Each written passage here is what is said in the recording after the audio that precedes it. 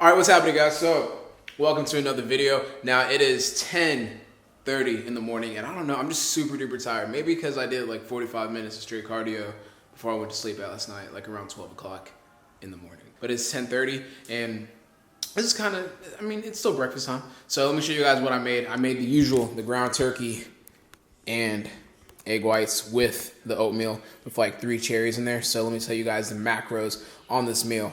So, I mean, this is, let me be more specific. This is 2 cups of egg whites with 8 ounces of ground turkey, the 99% fat-free one.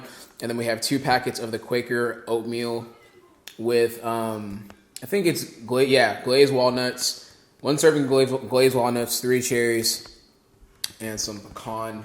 I think it's like glazed pecans or something like that. Yeah, I think that's right, glazed pecans. So the total macro breakdown of this meal is 53 grams of carbs, 11 grams of fat, and 113 grams of protein. Now, like I said earlier, on days that I don't work out, I try to balance out my meals. Like I'm not going to wait until 1 o'clock to eat. There's no need. I'm just gonna, I'm gonna eat this small meal, then probably eat again like around 1 o'clock, and then have my final meal at like in the evening time. And then that last meal probably will not have like any carbs. But yeah, just try to space out my carbs, which is the most important thing for me because I'm only on 145 grams of carbs.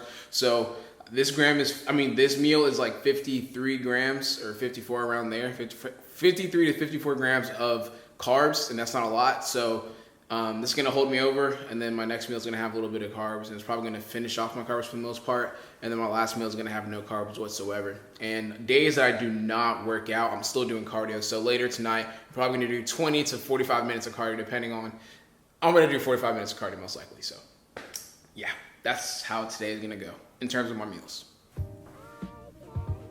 What's happening, guys? So today is Sunday and it is my day off from the gym. Now, I'm going to discuss you guys how I go about my rest days and when you guys should implement your rest days, and should you even be taking a rest day. So today, like I said before, it is my rest day. I did not go to the gym. I did not work out. And it wasn't such a great day. Once again, I'm about 4 weeks out from my first bodybuilding show ever. And I don't know what it was. Maybe it was like the low calories or just like the fact that I have low carbs. I just woke up and I wasn't really feeling into it. I wasn't feeling into today. I just wasn't really that in a good of a mood. So I just kind of like, I just like laid down, did my stretches and all that, but it just wasn't really that good of a day. But that's just me reflecting on today and how I was feeling in order to just kind of have this. So whenever I look back on the series, I can just kind of detail and check how I was feeling each and every single day. So let's get back to the topic at hand. Rest days, should you take one? How do I go back? What do I do on my rest days? And should you be taking your rest days? When should you be taking your rest days? So, all right. Now, I used to be that person that always thought no days off. And if you're watching this video and you're one of those people, just like kind of, you know where I'm coming from. Like, I always thought that if I took a day off, someone else is getting better than me. If I took a day off, I'm getting worse. Because if you're not getting better, you're getting worse, right? And this was, recently, right? So like, maybe a couple months ago, I would not take a day off. I would literally work out 7 days a week, and my workouts would be long and intense. Now that, I'm not gonna sit here and say that that's the worst way to go about things. You should always take a day off, and it's always predicated on how you feel. I could work out 7 days a week. Now, if I work out 7 days a week, I can't guarantee each and every single workout for that week is gonna be amazing. I might have a stretch of maybe 2 weeks where every single workout's amazing and everything's on point. But when you push your body to that type of limit, sometimes you'll have a little bit of pushback and your body's kind of rejecting it and you just feel fatigued. Maybe you'll have like a bad workout here and there, but it's all dependent on the person and what that person has built up. It all depends on their workload. Like I had built up to that point. I know I'm kind of young, I'm 21 years old, but I've been working out since I was 14. I like to think I have knowledge whenever it comes to working out. I've been doing it for such a long time. I've built up a really heavy workload, so I can go 7 days a week. Now, if you go to your average Joe lifter, maybe like a beginner, 7 days a week is not the approach you want to take. That's gonna burn somebody out. Someone that just started lifting weights or have only been lifting weights for maybe like 6 months, that might burn that person out. Give and take a couple people, maybe some genetic freaks, or some people that just really love to work out. you're gonna burn yourself out. So you have to give yourself a day where you're not working out, or at least where you pull back and you kind of dial it down a little bit. Now, what I like to do nowadays is have active rest days. So basically what that means is my rest days are on Thursdays and Sundays. Thursday, I'm not lifting weights. I am not lifting weights whatsoever. I might do 20 to 30 minutes of cardio, and that's gonna be the active portion of my rest day, but I'm not lifting weights, and I call that an off day. And another type of active rest day, someone might just go to the gym and lift like maybe like 40% of what they usually do. So they might do like a quick circuit, do like, a little bit of shoulder press here, and then, like a bench press here, and then leave, right? Versus doing a full-on workout. Now Sunday, I have 2 rest days basically. So Sunday, it's like an optional kind of leg day or another active rest day. So today's Sunday, and I have my active rest day. So today, I just got back from doing 45 minutes of cardio. And also, so I don't forget, I also do mobility work. Like I do stretches.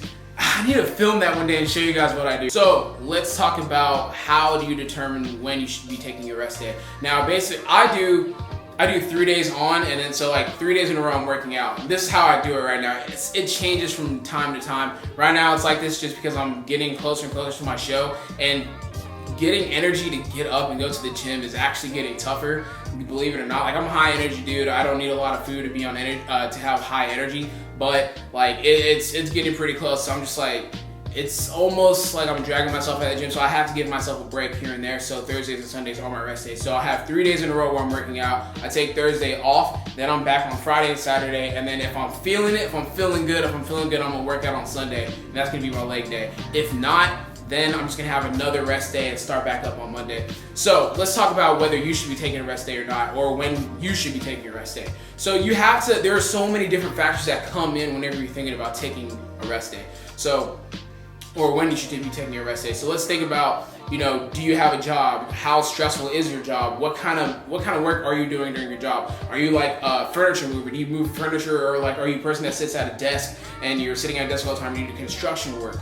Or are you someone that's in the gym on your feet training people all day? You have to take these things into account whenever you're talking about taking your rest day, because stress levels do come into play whenever you're talking about are you fatigued, are you tired, are you feeling heavy. What you also need to take into account is how much work you're putting inside of the gym. If you're a person that lifts with intensity, like your workouts are intense, you're lifting heavy weight, you're doing supersets, all these different kind of things, you're probably gonna need a rest day or two. Think about it like this: when you lift that intensely, you might need a day or two off from the gym just to give your body a break, so you can come back with that ferocity inside of the gym. Now, if you don't give yourself a break, you're gonna break down and have a bad workout here and there.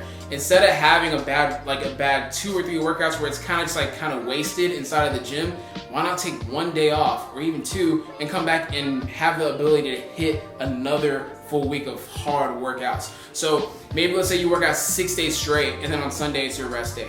If that works for you, that works for you. Or you could have 3 intense days on, 1 day off, and then another 3 in a row. So it really all depends on the person and on the individual. Once again, guys, this is coming from somebody that used to believe in the no days off theory. I still kind of do to a certain extent. It depends on where I'm at in terms of my lifting goals and like in my bodybuilding, my powerlifting, or am I just chilling and doing power building. It all really depends, but this is coming from the guy that used to tweet every single day, #no days off. I tweet that at 5:30 in the morning because that's when I was getting up to go train. And I've learned and I've evolved to a certain extent to where now I believe in rest days. I believe you should take a day off, or even 2 days off. I'm starting to experiment with different things, and I'm starting to find my groove, right? So a day off really, really does help me because I'm able to refocus. I'm able to relax my mind from the gym, and then whenever I come back, I'm kind of like a dog itching to get back. So whenever I get back into the gym, I'm super duper ready to lift some heavy weight and just kill it, right? But whenever I was just doing, the no days off, I would get to a string. It's it becomes not so much a chore, but it's you get back up because your body's so beat down from yesterday. maybe you didn't have enough food the day prior in order to fuel your next workout. So when you get up the next day, you really feel your muscles are not all the way recovered, and you know, it builds up over a period of time, and you just get to a point where your body breaks down, and you might have a couple of days where the workout's just not as intense as it should be, or the way that you would like it to be. So whenever you take that day off, you're just fully relaxed. You're relaxing your mind, you're relaxing your body, so that whenever you come back to the gym, you're refreshed, you feel good, and you're ready to kill it again. So those are my thoughts on rest days, guys. When you should take rest days, what are you thinking about whenever you're thinking about when to take your rest days, and what do I do on my rest days? So I hope you guys were able to pull something from this video. I mean, today wasn't the best day in the world, but I'm ready to get back on track tomorrow and really just refocus my mind and get back on the grind. So hope you guys enjoyed this video. Like always, if you like this video, please like, comment, share, subscribe. Get better today. I'm out.